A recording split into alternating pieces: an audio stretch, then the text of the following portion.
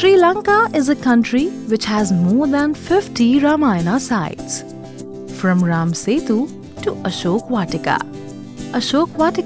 to the battleground. Each place is developed and maintained by the authorities.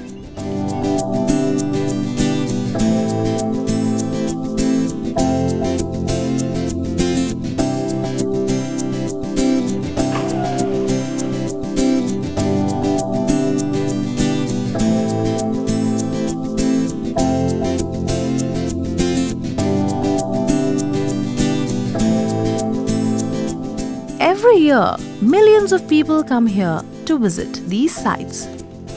One of the highlights of the sites is the Adams Bridge, popularly known as Rama Setu. Those who believe in Valmiki's Ramayana would be familiar with Rama Setu. This bridge or Setu holds a very important place in the Ramayana. It connects Rameshwaram in India to Talaimanar in Sri Lanka. There are 16 sea sandbanks that connect India to Sri Lanka via the Indian Ocean.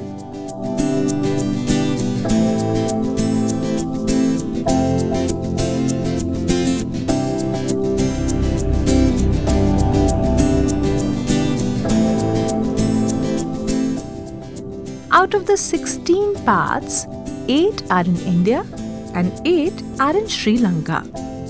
It is written in the Ramayana that the Rama Setu was built by Rama's army. According to Valmiki's Ramayana, Rama and his Sena wanted to come to Sri Lanka. The sea route was the only option. Rama's Vanar Sena started building a bridge using stones available at the seaside. Due to the flow of water, the stones were not able to stand together. The Vanar Sena tried time and again, but failed to keep the rocks together. Then Rama had to request the sea to allow the construction. The sea wasn't responding to Rama. In a fit of rage, Rama took an arrow and threatened the sea. He was about to release an arrow presided over by Brahma from his bow. The sea god got very afraid and appeared in person before Rama with folded hands and allowed him to make a bridge with Nala's help. Nala accordingly constructed a bridge across the sea with the help of other monkeys. Thus began the Ramayana in Sri Lanka. And because of its historical importance, the devotees love to visit it.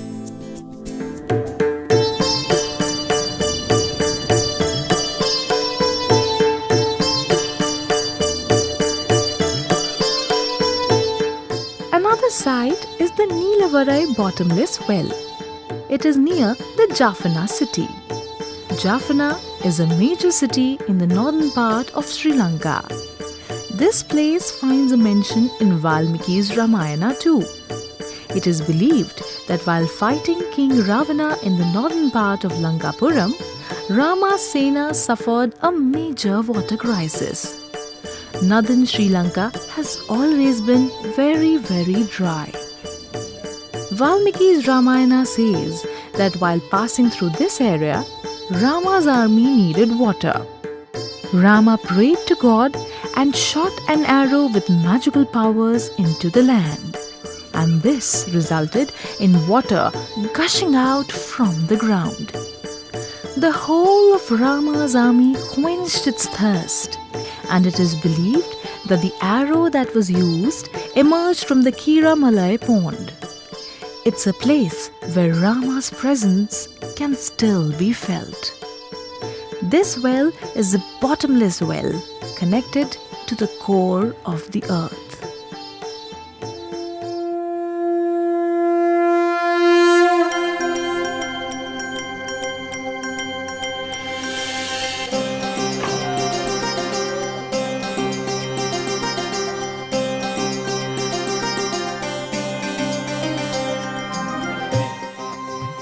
It is a natural pond filled with seawater. Kiri in Tamil means mongoose. Kiri Malai in Tamil means mongoose hill. People believe that this pond has some magical powers. The water cures skin ailments.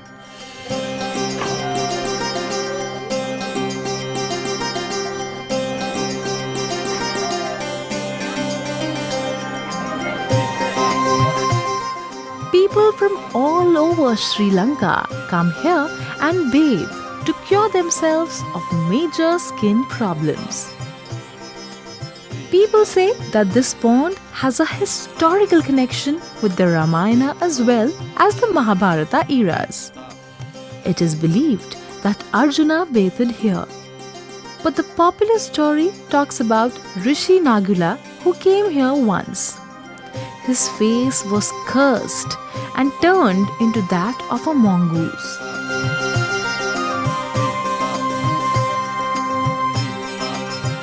The sage bathed in the springs and was cured of his mongoose face. It is said that after Nagal Muni was cursed with a mongoose face, Lord Shiva asked him to visit the pond and to get rid of the disfigurement. Since then, people say that this water has magical powers. Surprisingly, this pond connects directly to the sea water.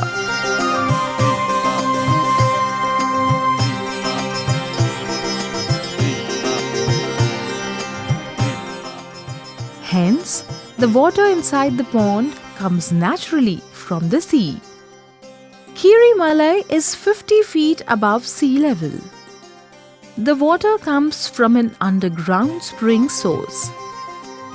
Hindus flock in large numbers on Adi Amavasai, which falls during the Tamil month of Adi, to carry out rituals for their forefathers and to take a divine dip in the natural springs.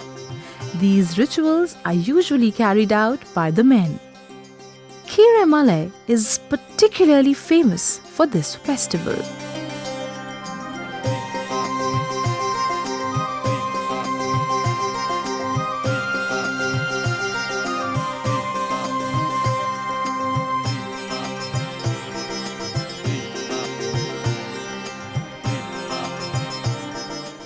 After bathing here, Nagula Muni worshipped Lord Shiva.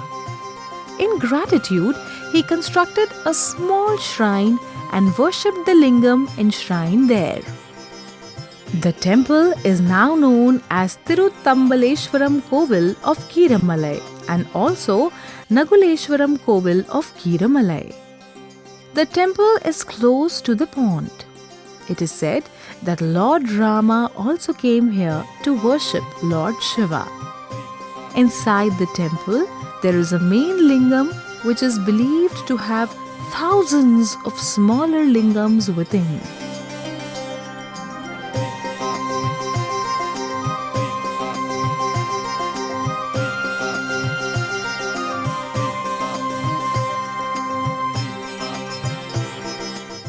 The original lingam is still available in the temple. During British rule, this temple was also targeted and destroyed several times. However, once the Britishers left, people reconstructed the Kovil like it was in the past.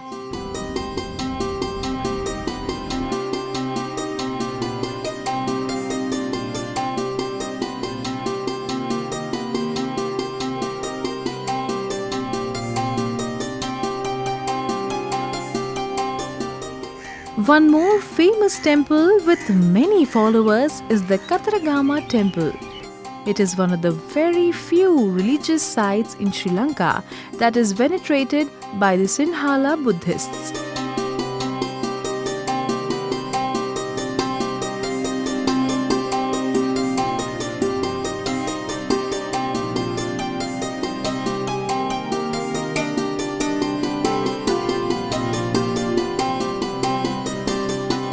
Hindu Sri Lankan Tamils, Sri Lankan Moors, and the Vedas. It is a collection of modest shrines of which the one dedicated to Katargama Devyo is the most important. In the past, it was a jungle shrine, very difficult to access. But today, it is accessible by an all-weather road. Almost all the shrines and the nearby Kirivera are managed by the Buddhists.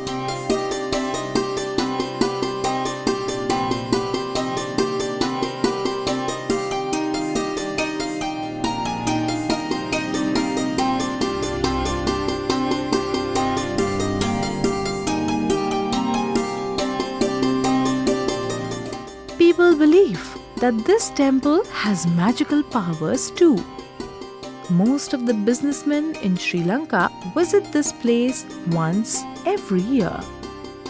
They believe that Lord Kartikeya gives them the power and strength to grow. People also ask for security, safety, and success in their careers.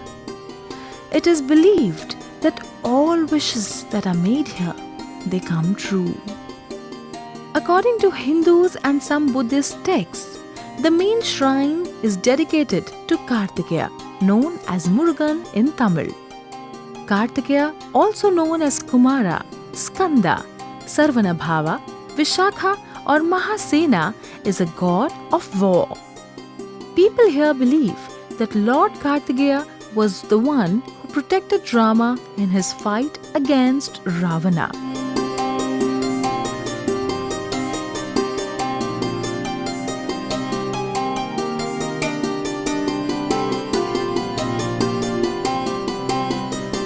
Ravana was very powerful, but Kartikeya ensured that Rama won the battle.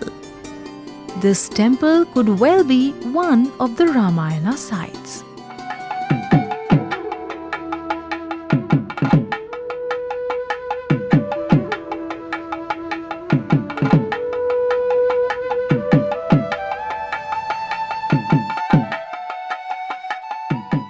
Kelaniya is an important place in the history of Ramayana. Kelaniya was known as the residential area of the Naga community. The Nagas were one of the most important communities of Lankapuram. It is believed that Kelaniya was the kingdom of Vibhishana.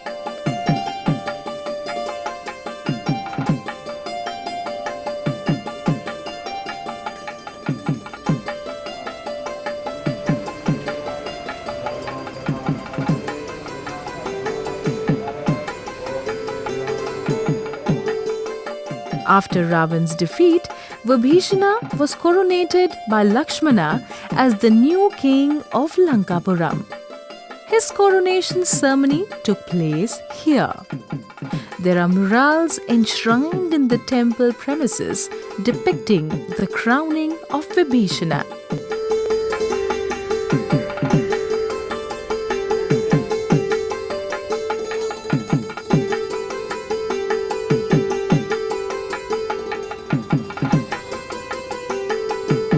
The Kelani river is near this very temple.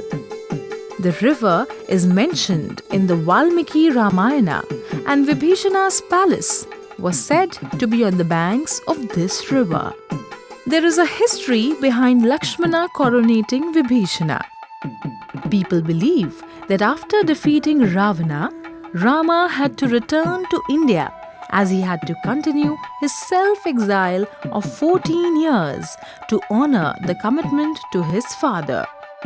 This was the reason Rama asked Lakshmana to finish the new king's coronation. As per local belief, Mandodari, wife of Ravana, was so angry with Vibhishana that she didn't allow him to enter Lankapuram. She ran behind Vibhishana as he helped Rama kill her husband Ravana. At that time, many people were against Vibhishana. They thought he was the villain and he shouldn't be the next king of Lankapuram. After these incidents, Vibhishana came to Kelaniya and started living there as the new king.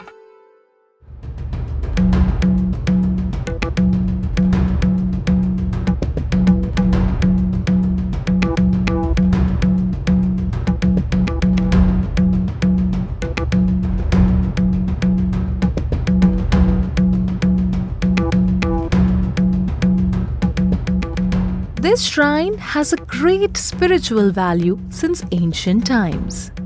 It is believed that Lord Buddha came here once out of his 3 visits in Sri Lanka. There is a Buddha temple in the shrine province. Because of this, the place creates a religious bond between Buddhists and Hindu devotees.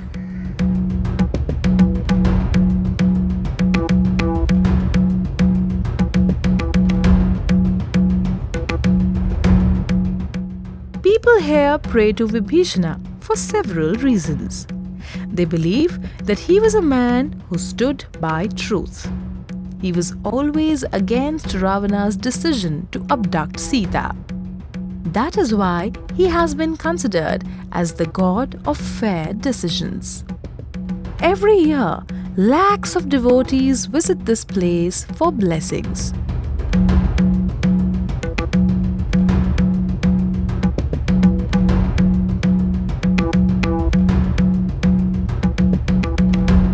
It is believed that if a woman doesn't have baby and if she prays, then Lord Vibhishana blesses her with one to fulfill her dream of motherhood. And then there is a story behind it too. During the time of Parakrama Bahu IV, it is believed that one of the daughters in the royal family by the name of Ulukada Devi didn't have a child after her marriage. She took blessings from this very temple, and after that, she was blessed with a baby. That belief still persists.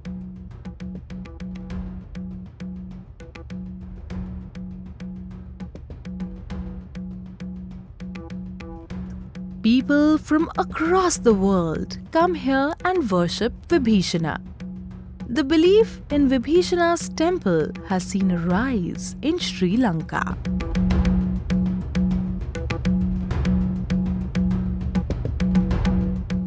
Overall, these are the places with a historical connection. Evidence of Ravana and Vibhishana's existence still exists.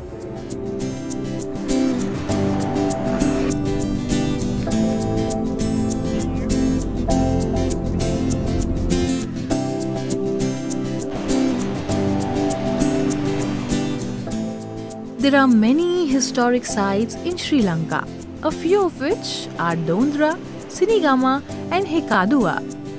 These are in south of Lanka. These places hold a very important place in Ramayana.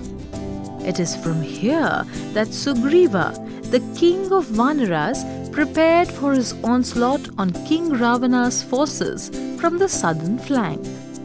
Dondra provided the entrance to Sugriva and his army. Ravana was a super powerful king. For Rama, it was a difficult task to beat Ravana and his army. But he strategically confused Ravana. He decided to attack Ravana's army from different directions, thus making it impossible for Ravana to judge the strength of the Vanar Sena. Dondra is a beautiful seaside and a developed area now. The roads are witness to an epic battle between Sugriva Sena and Ravana Sena. There is a Buddhist temple in Dondra that is also popular with the tourists. Apart from this, there is a place called Sinigama. Sinigama is also one of the places from where Sugriva and his Sena attacked Ravana's army. Sinigama Devol is a village on the south coast of Sri Lanka. It is located in the southern province, about 22 kilometers northwest of Galle. All the areas from where Sugriva and his army started the war have some common features. They are all coastal areas and easy to access. They are placed in different directions. These are the reasons why Dondra, Sinigama and Hekadua are so important from the point of view of the Ramayana.